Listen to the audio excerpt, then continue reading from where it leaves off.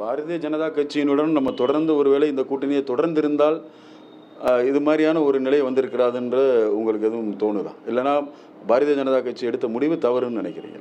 இப்போ கூட்டணி சேர்ந்து பயணிப்பதற்கும் கூட்டணியில் பிரிந்து பயணிப்பதற்கும் ஒரு காரணங்களை மட்டும் நாம் சொல்லிவிட முடியாது.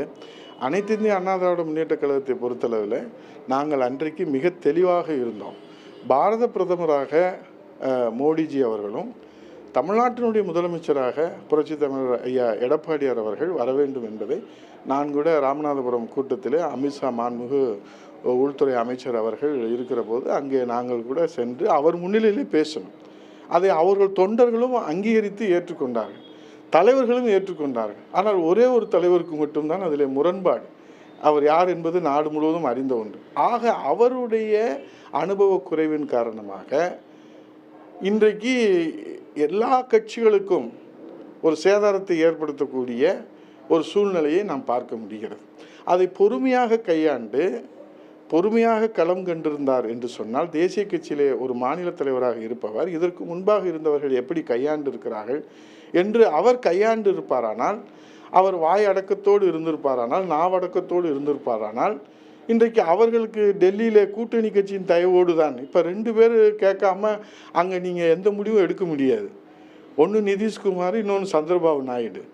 இவங்களை கேட்காம நேற்று வரைக்கும் நீங்கள் எப்படி இருந்தீங்க, எப்படி இருந்தால் நான் இப்படி ஆயிட்டேன், ஏன் ஆயிட்டேன், இந்த மாதிரி உங்களை மாதிரி அவசர கோலத்தில் அள்ளி தெளித்ததன் காரணமாகத்தான் நீங்கள் அந்த கட்டமைப்பை என்பது எதிரி யார் என்பதை நீங்கள் இலக்காக நிர்ணயிப்பதில், எதிரி என்பது நீங்கள் நிர்ணயிப்பதில் உங்களுக்கு குழப்பம். இன்றைக்கி கேரளாவில் உள்ளே நுழையவே முடியாது.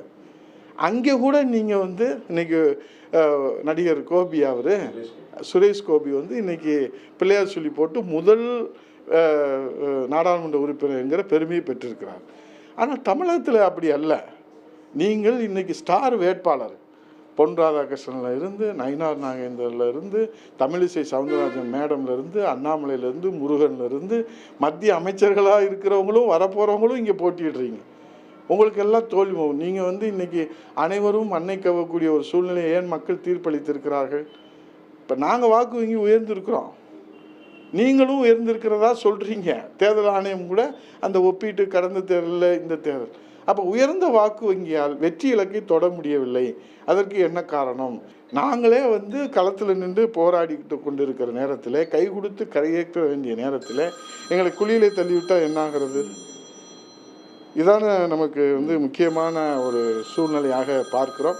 ஆகவே இன்றைய சூழ்நிலையில் உணர வேண்டியவர்கள் உணர வேண்டிய நேரத்தில் உணர்ந்திருந்தால் இன்றைய இடம் அனைத்து இந்திய அண்ணா திராவிட முன்னேற்ற கழகம் இன்றைக்கு புரட்சி தமிழர் ஐயா எடப்பாடியுடைய தலைமையில் 33 இடங்களுக்கு மேலே வெல்லக்கூடிய வாய்ப்பு என்பது இந்த சமீபத்தில் வெளியிடப்பட்டிருக்கிற மக்கள் தீர்ப்பு, அதை இன்றைக்கு மக்கள் ஆதரவு என்று சொல்லுகிற அந்த நிலையை நாம் பார்க்கிறோம். உடனுக்குடன் செய்திகளை தெரிந்து கொள்ள சன் நியூஸ் பெல் ஐகானை கிளிக் பண்ணுங்க.